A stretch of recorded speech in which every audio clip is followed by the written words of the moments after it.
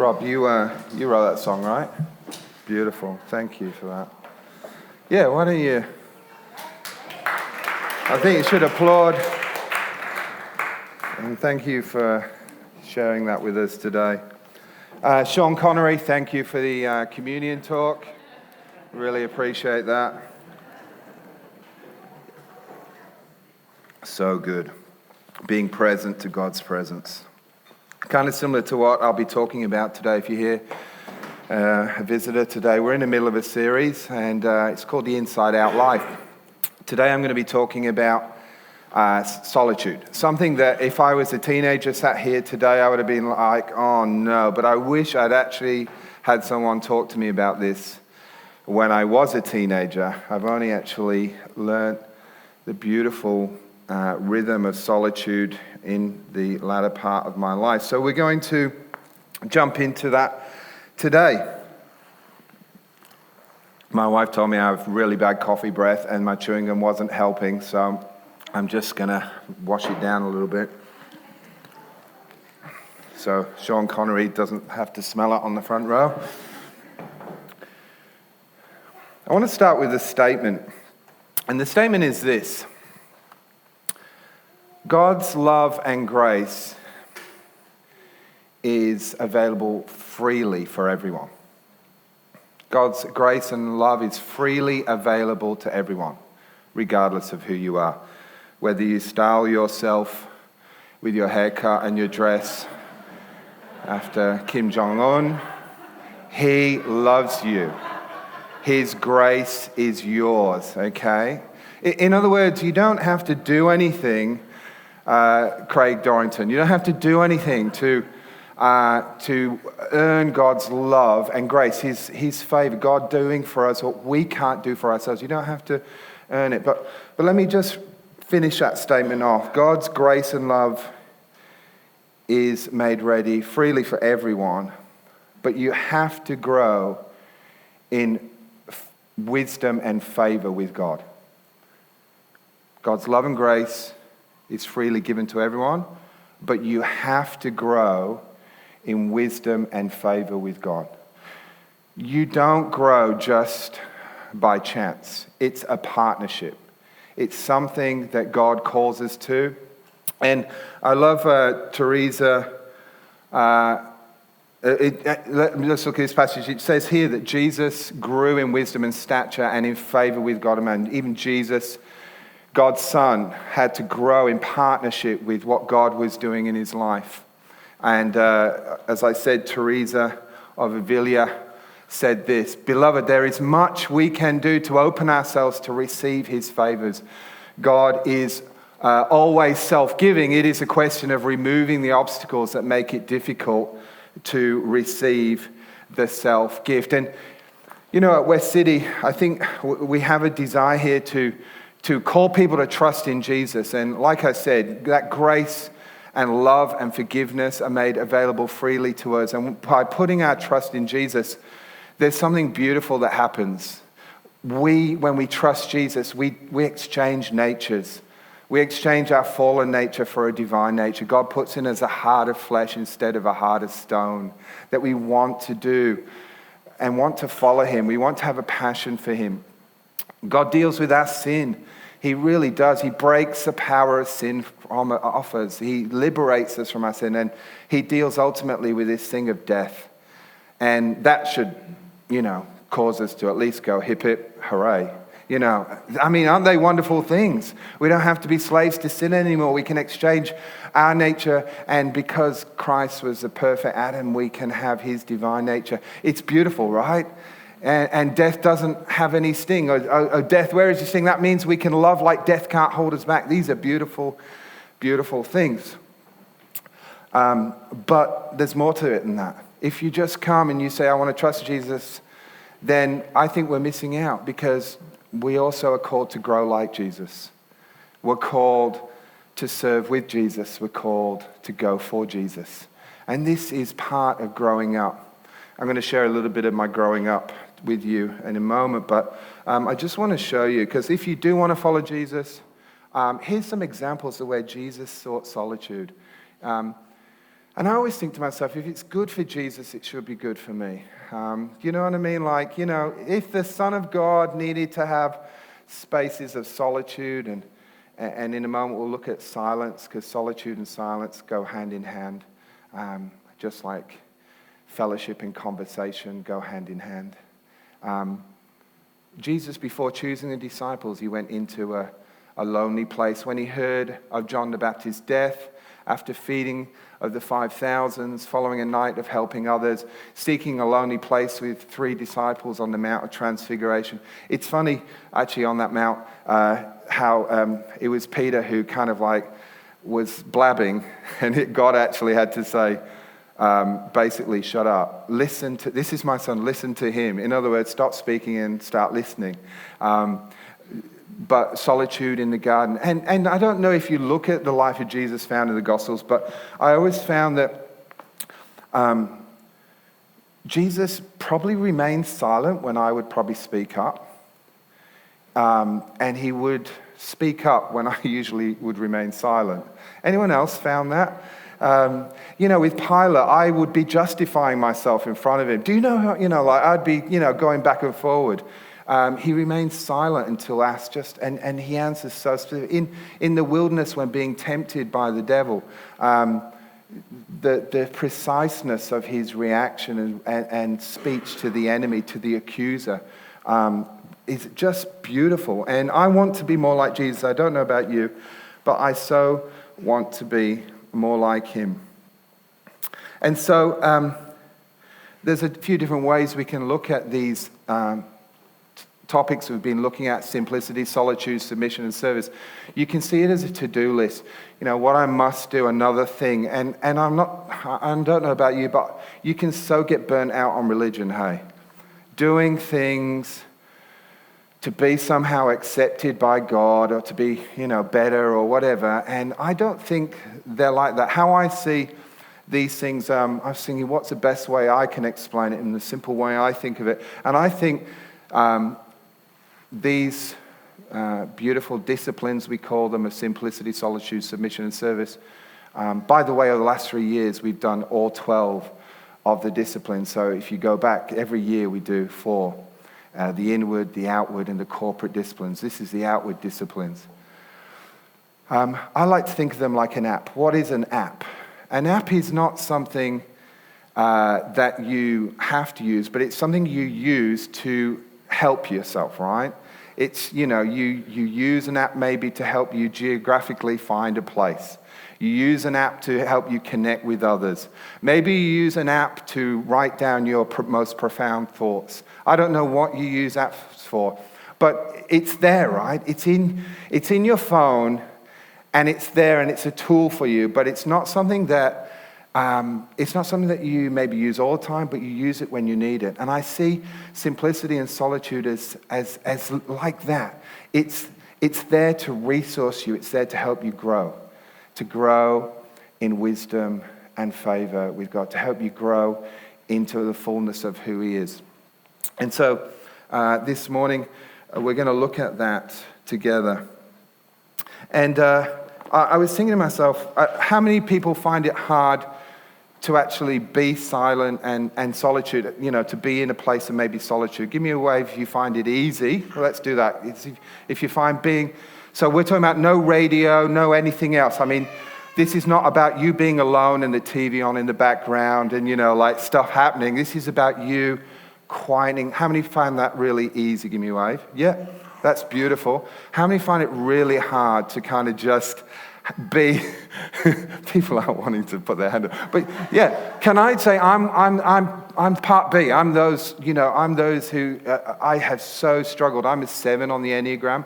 And so, the entertainer, they're kind of like, I love just being the life of the party and finding a party. I love activity. I'm good at heaps of stuff, but I never master anything because I just move on to the next thing and the next thing and the next thing. Bit of confession time there. Please don't judge me. But so Can you imagine me being quiet and still? Can you imagine me? So why do we, well, I was thinking just firstly, like we usually end up like disciplining our kids by, what do we do when we want to discipline them? We say time out, right? From a very young age, it's almost like solitary confinement for you. Go, like that's a bad thing, right? You go and be on your own. We have one daughter who hated that. We had one daughter who loved it. She was like, oh yeah. My parents never had this solitary kind of time out. They just had like corporal punishment. My mum, they would say crazy things to me like, do you want me to smack you? And I used to think to myself, what's the answer to that? One day, just, yeah, come on, smack me. My mum would say things like this. Honestly, my dad would sit down. If it was bad, if I was really bad, I was bad quite often. Mum realized her smacks weren't hard enough, so she'd wait till Dad got home. And that was, it'd be like, so he'd get home, and he'd sit down, and he'd say this to me. Okay, this is why I'm going to give you a smack. And I'd be like, and he'd give me the reasons. And then he would say, this is going to hurt me more than it's going to hurt you. Anyone else get that? Even as a little kid, I used to think to myself, no, that's a lie. Let me smack you then, and I'll be hurting more for you. It was ridiculous. But so maybe it's some of that. But I actually think for a lot of us, we don't like silence and solitude because we are there. And usually we have a loop track that is going on in the background that we actually, when we quieten ourselves down, that actually comes to the forefront. And that's why we often busy ourselves with appointments and to-do lists and have the TV on and have noise around us because we don't want to actually hear the loop track. Because that loop track is very often, it's so weird. It's actually not the enemy, but often it's the accuser of our soul, which is ourselves sometimes. And the loop track is kind of like our regrets, our mistakes. The loop track can be our faults. It can be what our parents said to us. It can be what we say about ourselves. It can be how we just imagine life, and that imagination of who we are in life becomes a reality somehow, and it just plays over and over. So, hey, I get it. None of us want to listen to that loop track. Amen? And so we find distraction wherever we can. But yet, Jesus, practices solitude, and I feel God calls us to practice solitude ourselves. I think it's important to say the difference between loneliness and solitude. One is where you feel abandoned. Do you know you can actually be in a crowd and be incredibly lonely? And the other is when you become aware that God is with you. And you can actually be in the middle of the wilderness and feel incredibly surrounded by God's presence. You actually don't need to be away from people to practice solitude. And we'll talk about it in a minute. But I just want to read to you. I just think, and in a moment I'm going to actually look at a little story from David. But I just want to read to you a Psalm of David, Psalm 139. Solitude is where you become aware that God is with you. You actually go and you forsake the distractions so you can become more aware that God is there. David in Psalm 139 says this, "Is there any place I can go to avoid your spirit, to be out of your sight? If I climb to the sky, you're there. If I go underground, you're there. If I flew on the morning wings to the far western horizon, you find me in a minute. You're already there waiting." Then I said to myself, he even sees me in the dark. At night, I'm immersed in the light. It's a fact, darkness isn't dark to you. Night and day, darkness and light, they're all the same to you. God is present. There's nowhere we can go where he isn't. And solitude somehow dials us in beyond the loop track to the presence of God, being present to God's presence. There's a little warning about solitude I want to give you, and It's from Bonhoeffer. He's written this really short book called Life Together. And in one chapter, he has community life. And then in the other chapter, he has solitude, life alone. He says, let him who cannot be alone be aware of community. Let him who is not in community be aware of being alone. Each by itself has profound pitfalls and perils. One who wants to fellowship without solitude plunges into the void of words and feelings. And the one who seeks solitude without fellowship perishes in the abyss of vanity, self-infatuation, and despair. So I don't know where you come from. I don't know where maybe you're longing for community. Can't do without it. Then maybe solitude would be good. But if you love solitude, maybe even today, you go, yeah, I understand this, but maybe community is where I need to engage. I want to actually go to a passage now, and it's found in 1 Samuel. And this story is not just a story to me. It's something that I have lived. And I want to read the first bit of the story, and I just want to maybe highlight this idea of David seeking solitude. Maybe you could call this message, What to Do on the Worst Day of Your Life. Have you ever had the worst day of your life? If you haven't had a worst day of your life, you will. Welcome to church. You'll have great days as well, but there's something maybe about solitude that helps us in those moments like David had. And so it says in 1 Samuel 30, David and his men reached Ziklag, and on the third day, now the Amalekites had raided the Negev and Ziklag. Ziklag was the town where David and his men had basically set up camp. They had attacked Ziklag and burned it, and had taken captive the women and everyone else in it, both young and old. They killed none of them, but carried them off as they went on their way. When David and his men reached Ziklag, they found it destroyed by fire, and their wives and sons and daughters taken captive. So David and his men wept aloud until they had no more strength left to weep. Have you ever had a day where you literally have just wept? You've literally gone, this is the worst. And it's interesting how David and his men all started in the same place. They got back, and their kids and their wives had been taken. The town had been burnt. I mean, I can't imagine the shock and the absolute despair they would have felt, realizing what could be happening to their families as they had been taken away. Maybe feeling a little bit of relief that they hadn't found bodies and of their loved ones, but still, this was an incredible time of desperate need. And so they all did what was natural. Sometimes in church, we're actually really bad at doing this bit, lamenting. They just all wept. But something happened. The weeping turned to anger after a moment or two, after an hour or two. I'm not sure the time period, but listen to what happened. So they had no more strength left to weep, and David's two wives had been captured, Ahinoam and Jezreel, and Abigail, the widow of Nabal of Carmel. David was greatly distressed because the men were talking about stoning him.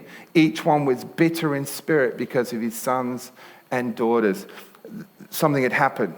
David's men started to go, you know what? We're out doing this stuff for you, and we've come back. And I can just see them. And you can understand where they're coming from, these people. Have you ever needed to shut out the voices of those accusing you? Have you ever thought, why? Why am I getting peppered? This is the... And at that time, I don't know if you're like me, but there's something so easy to go, I'm going to now justify myself back. I'm gonna now unleash my anger at you. I'm going to take out my frustration at you. David was able to do something different. And this was so profound to me when I read it. It says, but David found strength in the Lord his God. Another version says in the King James Version, which I grew up on, David encouraged himself in the Lord. Now, I would imagine that David found time aside. He didn't fight back, but he found a way to encourage himself in the Lord. And I think there's something about solitude, whether you're with people or you actually find space to be alone, where you actually start to hear the voice of God. And you're able maybe to tune into what God says about you rather than what others are saying to you. Sometimes you do need to separate, because let's face it, in all of us there is a need sometimes to be, a pressure to do what people want or to justify ourselves to people. And there's something about solitude, and I see it in Jesus, where he didn't commit himself to people. He was able to commit himself to God, be there ready to serve people, but be free from the dictates of people's lives. David was actually going through not just, I probably should be a good leader for these guys, but he was being they were going to kill him. And yet it says, first and foremost, he encouraged him. So what was God saying? Did he draw from the time when he was a shepherd boy and the lion and the bear would come? It was just him and the sheep and God. And he'd be like, that's a big lion. And God would say, I'm with you. And he'd get his sling. Has anyone ever used a sling? My dad brought me one back from Israel. They're awesome. I got good at the sling. I smashed a few windows. That's where I used to get smacked. I don't know whether, because he was there and he was with, and he talked even to Saul when Saul said, here, use my armor. He said, no. When I took on the bear and the lion, it was God who was with me. Something about him was able to tap in to what God say about him. What was God saying? David, I've called you. You belong to me. It's not the end. Something happened where, as a result, he found strength in the Lord his God. And then it said, David inquired of the Lord. He didn't inquire of the Lord first. He strengthened himself in the Lord. But then he inquired of the Lord, if you read on. And the Lord said, go after them. You'll actually recover. And there was a whole story where a bunch of guys were too weak to even pursue. And they kept going until they found a man who had been left for dead by his Egyptian owner. And he took them. And they were able to recover. And so David found solitude in God, was able to disconnect from those words of anger and violence towards him. He inquired himself of the Lord, and he was obedient to what God said. I think this is a beautiful picture of maybe some of the results of solitude. You see, when you commit to solitude, it is hard. It isn't easy. Because like I said, you're there. Because it means sometimes pulling aside when really we just want to be anesthetized a bit. We just want to keep busy. Because sometimes when we pull aside, it's pretty painful. But God is there. Wherever you go, you'll find him. And I know I said this is a passage that has been really important to me because as a young pastor, we had a business manager at our church, and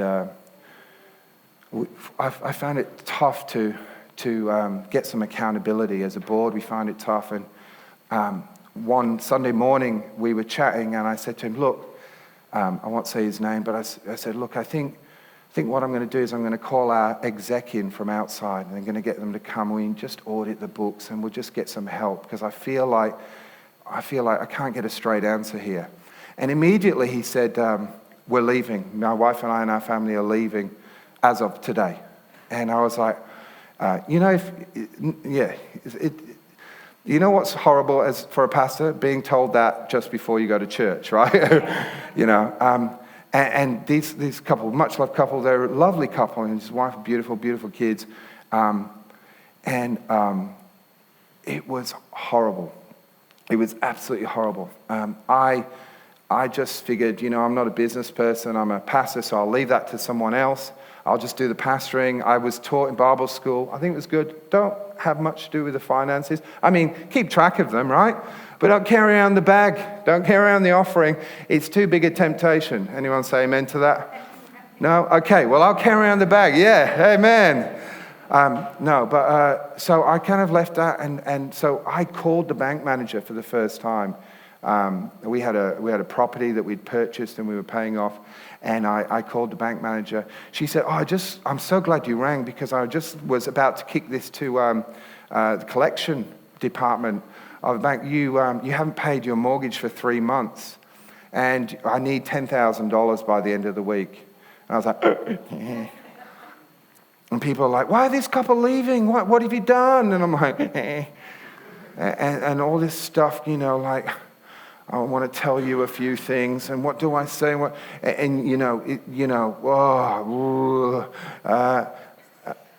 I was a young pastor. I was packing it, and so I remember having read this, and I don't know, maybe I heard someone speak on it, but it just came to me. David encouraged me. So we lived on a park at the time, and I remember ringing up Josh Fernandez. He was the youth pastor, and I said, Josh, meet me at the park. And he goes, why? And I go, because. Please come. And I was literally almost crying. And we got to a part, and he said, what's wrong? And I was like, I can't tell you. We just need to pray. Please pray with me. I felt like, Jesus, can you pray with me? He didn't fall asleep like disciples. He was actually awesome. And it wasn't those prayers where it's like gossip in prayer. Oh, Lord, I just want to, in front of Josh, tell you. It was kind of this... Honestly, it was kind of groans. I think that's about all I could muster. Groans. Like, I felt sick. 10,000. I think we were on like 400 a week. I was thinking, where are we going to get 10,000 from? And all I did. But I tell you what, it was in that moment of silence and just groaning. I mean, what words can you say? When, I don't know if you've had that journey in prayer where you're like, God, like, what words can, like, I don't even know how to pray about this. And so I was just groaning and in silence. And it was like the loop track of, you're a failure. You can't make this. This is going to sink you. People are going to hate you. Look what you allowed to happen. This track just kept going and going and going. And yet it was in the darkness of that field, as I was like kneeling on the ground, Josh probably thinking, what is wrong with this guy? He's obviously under some, duress. That God encouraged me. My circumstances had not changed. But it was in that moment of silence and solitude, as I went into hell, it felt like I was in hell. And have a guess who was there? Like Psalm 139, God. Oh, hello, God. I didn't expect you here. My circumstances had not changed. We still owed $10,000. I still had to deal with a bunch of people going, we like them better than you. Why have they gone? What have you done? Nothing changed, but something changed. Everything changed. That loop track started being replaced by God's words. You are mine, and I am yours. I've called you to speak my words and be an oracle for me. Remember those words when I was 18 years old, they came rushing back. You are mine. How profound that God would call me his, but that he would commit himself to me. And then I got an idea. This idea came, and it was go to the casino. Red. Let's close and pray. And the idea was this. I called another pastor, and I can't believe it to this day. It was Jeff Woodward from Metro Church. I called him, and I privately said, Jeff, I'm going to take this to our board, but we need 10 grand by the end of the week. He said, no worries, I'll write you a check. And I love that guy. He's the most, I think about it now, I'd be writing MOUs and have the legal team look it over. And he was like, I'm pretty sure it was a personal check. 10 grand. He said, can you pay it off by the middle of the year? I said, yeah, we paid it off.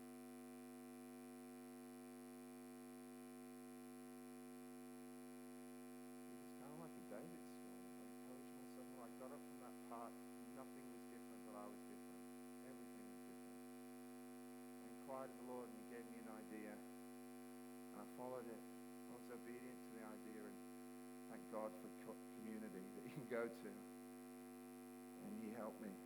So, in closing, I want to just give you some ideas. Maybe if I wanted to heat up this topic of solitude and silence, because sometimes we think, what's the point of this? and yet it is so beautiful. So I want to give you some things quickly, if I can. Some practicals as I practice this myself. Create an inner sanctuary. What I mean by that is simply this. You can practice solitude without going into the wilderness. It's good every now and again to go into the wilderness. I want to encourage you to try it. I'll talk about it in a moment if I get time. But you can create an inner sanctuary, because solitude comes from the heart, and that's why we call it the inside out life. It's this idea of quietening yourself down and meeting with God and being with God. And you know, it is hard because those voices will freak you out. You will actually hear the loop tape louder than ever. But if you persevere, you'll start to hear another voice, another word speaking over you. And it's the one of the Creator. So find the moment. So here's some good moments for me early in the morning when no one's woken up. Even lying in bed. How cool is that? God's not like, you're not kneeling down? What the heck? You can lie there and just just quiet myself down just before I want to reach for the phone. Or late at night when the kids are in bed. Because I want to give you, because some of you, obviously parents, my kids are grown up now, so I don't have to get up and feed them and all that. I remember the day they got up from themselves and fed themselves. I was like, we truly have a life again. Seriously, it was us. I don't even care what mess they made. Like, they did it themselves. So I understand we're busy, and I'm not saying become a monk and go to the desert, right? But I am saying practice this. Find moments to be still yourself before God. If you want to read a great book, Brother Lawrence, Practicing the Presence of God, he said as a monk he actually found incredible fulfillment as he was busy in the kitchen encountering God, that it was as meaningful, if not more, than when he had the time on his own to do his hourly prayers. There's something about like lifting your heart up to God in those stolen moments. By practicing silence. Let me just give you just some help on that. In a moment, we're going to actually just give you a few minutes of silence. But this is what happens when you practice silence. You'll hear that loop track, maybe. Or you'll have the to-do list come up. Depends on what type of person you are. Or your mind will start to wander. It's great to have just something to bring your focus back, a prayer word or a statement that just helps you refocus your mind. And in a moment when you practice this, your mind's going to wander. You might even think about the person next to you thinking like, I feel really self-conscious now. Notice your dialogue. The second thing is, but just refocus yourself on Jesus. The beautiful thing about silence and the Christian view of silence is that it's not to drift off and escape. It's actually to be present to God's presence. So maybe this word is Jesus Christ, Son of God, have mercy on me. Maybe it's just Jesus. And you focus back on him. Second thing is, when those distractions and words come, I just like treating them like clouds. They're there. They pass by. They are what they are, but don't feel you have to engage them. The third thing is this. You'll notice when you quieten yourself down, you'll start to hear everything. You'll hear John Bergman breathing heavily through his nose. You may hear the kids out the side. Now, here's the thing. You can get angry at that, or you can embrace it. You can say, those kids, why is that dog barking? And the actual very thing of like just quieting yourself before God becomes a dialogue about the dog you hate. And so what I suggest you do, embrace the noise. Let it be part, because this is about discovering solitude even when you're with people. And I like to say at those moments, remind myself, this is my Father's world. It's all God's.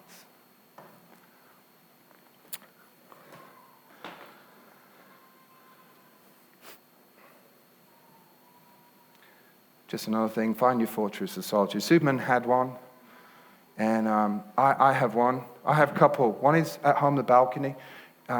Maybe, we could teach our kids this. Maybe it's a chair. If you're sat in it, people can leave you alone. Maybe it's a room. For me, it's a balcony. Has anyone else got a balcony on their house?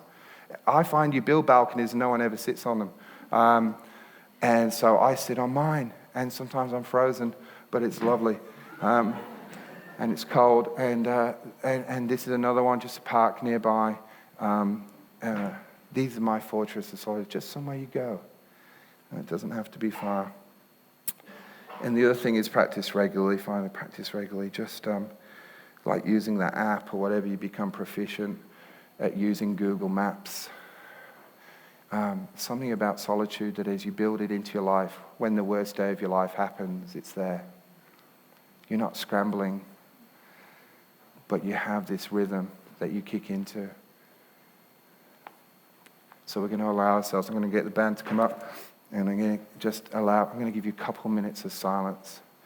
And you're going to hear the band come up as we have silence. So maybe if you'd like to just do this, just begin to breathe in and out. Breathe in God's love and just breathe out and surrender to Him. Say, Lord, I just breathe in your love. And just breathe out the things that maybe you want to let go of. And just quieten yourself down as you breathe in God's love. And then if you find your mind wandering, like I said, just come back to, just say the word Jesus in your head. Just come back to Him. I invite you here, Holy Spirit. Thank you, Father. There's nowhere we can go where you're not. But Lord, sometimes we're not present to you. Help us even in these few moments, Lord, to engage with you who is wholly other.